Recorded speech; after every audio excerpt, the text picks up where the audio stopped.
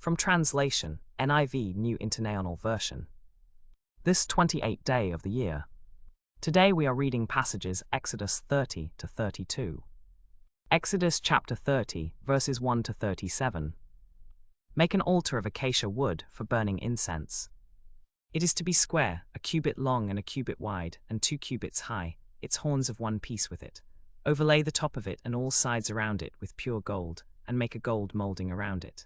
Make 2 gold rings for the altar below the molding, 2 on each of the 2 opposite sides, to hold the poles used in carrying it. The poles are to be made of acacia wood and overlaid with gold. Place the altar in front of the curtain that is before the ark of the covenant law, before the atonement cover that is over the testimony, where I will meet with you. Aaron must burn fragrant incense on the altar every morning when he tends the lamps. He must burn incense again when he lights the lamps at twilight, so incense will burn regularly before the Lord for the generations to come. Do not offer on this altar any incense that is made for any other god. It must be made entirely of spices and salted. Season all your grain offerings with salt. Do not leave the salt of the covenant of your God out of your grain offerings. Add salt to all your offerings. Then the Lord said to Moses, when you take a census of the Israelites to count them, each one must pay the Lord a ransom for their life at the time they are counted. Then no plague will come on them when you number them. Each who crosses over to those already counted is to give a half shekel, according to the sanctuary shekel, which weighs 20 gerahs. This half shekel is an offering to the Lord.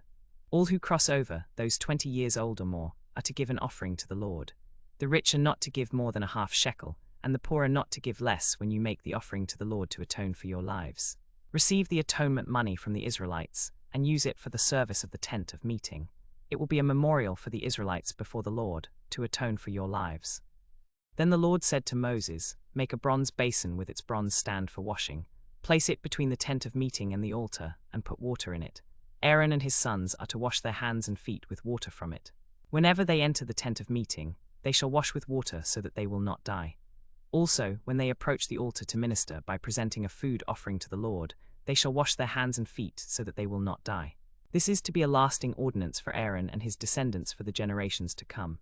Then the Lord said to Moses, take the following fine spices, 500 shekels of liquid myrrh, half as much, that is, 250 shekels of fragrant cinnamon, 250 shekels of fragrant calamus, 500 shekels of cassia, all according to the sanctuary shekel, and a hin of olive oil. Make these into a sacred anointing oil, a fragrant blend, the work of a perfumer. It will be the sacred anointing oil. Use it to anoint the tent of meeting, the ark of the covenant law, the table and all its articles, the lampstand and its accessories, the altar of incense, the altar of burnt offering and all its utensils, and the basin with its stand.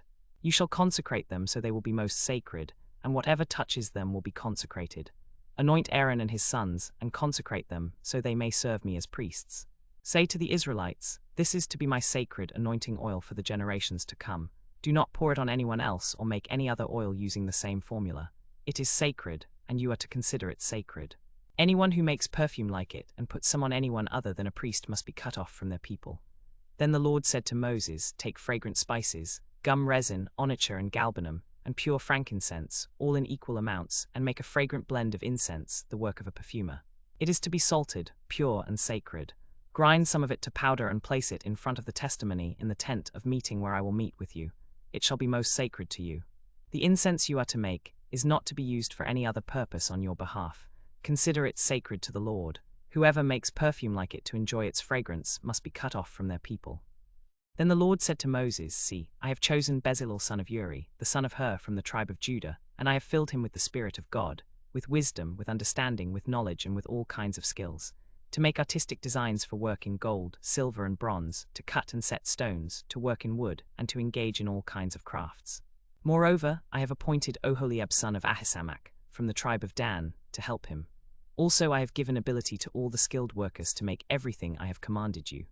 The tent of meeting, the ark of the covenant law with the atonement cover on it, and all the other furnishings of the tent, the table and its articles, the pure gold lampstand and all its accessories, the altar of incense, the altar of burnt offering and all its utensils, the basin with its stand, and also the woven garments, as worn by those who serve in the sanctuary. The sacred garments for Aaron the priest and the garments for his sons, to wear as they minister as priests, and the anointing oil and fragrant incense for the holy place. They are to make them just as I have commanded you. Exodus chapter 31, verses 1 to 20. Then the Lord said to Moses, "Say to the Israelites, you must observe my Sabbaths. This will be a sign between me and you for the generations to come, so you may know that I am the Lord who makes you holy. Observe the Sabbath, because it is holy to you. Anyone who desecrates it is to be put to death. Those who do any work on that day must be cut off from their people. For 6 days' work is to be done, but the 7th day is a day of Sabbath rest, holy to the Lord. Whoever does any work on the Sabbath day is to be put to death. The Israelites are to observe the Sabbath, celebrating it for the generations to come as a lasting covenant. It will be a sign between me and the Israelites forever, for in 6 days the Lord made the heavens and the earth, and on the 7th day he rested and was refreshed. When the Lord finished speaking to Moses on Mount Sinai, he gave him the 2 tablets of the covenant law, the tablets of stone inscribed by the finger of God. When the people saw that Moses was so long in coming down from the mountain, they gathered around Aaron and said, "Come, make us gods who will go before us. As for this fellow Moses who brought us up out of Egypt, we don't know what has happened to him." Aaron answered them, "Take off the gold earrings that your wives, your sons and your daughters are wearing and bring them to me." So all the people took off their earrings and brought them to Aaron. He took what they handed him and made it into an idol cast in the shape of a calf, fashioning it with a tool. Then they said, "These are your gods, Israel, who brought you up out of Egypt." When Aaron saw this, he built an altar in front of the calf and announced, "Tomorrow there will be a festival to the Lord." So the next day the people rose early and burnt offerings and presented fellowship offerings. Afterward they sat down to eat and drink and got up to indulge in revelry. Then the Lord said to Moses, "Go down, because your people, whom you brought up out of Egypt, have become corrupt. They have been quick to turn away from what I commanded them and have made themselves an idol cast in the shape of a calf. They have bowed down to it and sacrificed to it and have said, 'These are your gods, Israel, who brought you up out of Egypt.' I have seen these people," the Lord said to Moses, "and they are a stiff-necked people. Now leave me alone so that my anger may burn against them and that I may destroy them. Then I will make you into a great nation." But Moses sought favor of the Lord his God. "Lord, why should your anger burn against your people, whom you brought out of Egypt with great power and a mighty hand? Why should the Egyptians say, 'It was with evil intent that he brought them out, to kill them in the mountains and to wipe them off the face of the earth'? Turn from your fierce anger, relent and do not bring disaster on your people. Remember your servants Abraham, Isaac and Israel, to whom you swore by your own self. I will make your descendants as numerous as the stars in the sky, and I will give your descendants all this land I promised them, and it will be their inheritance forever." Then the Lord relented and did not bring on his people the disaster he had threatened. Exodus chapter 32, verses 1 to 21.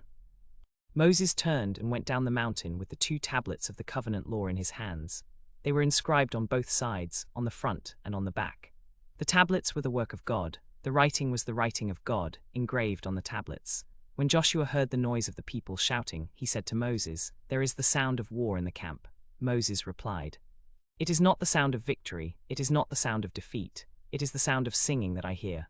When Moses approached the camp and saw the calf and the dancing, his anger burned, and he threw the tablets out of his hands, breaking them to pieces at the foot of the mountain.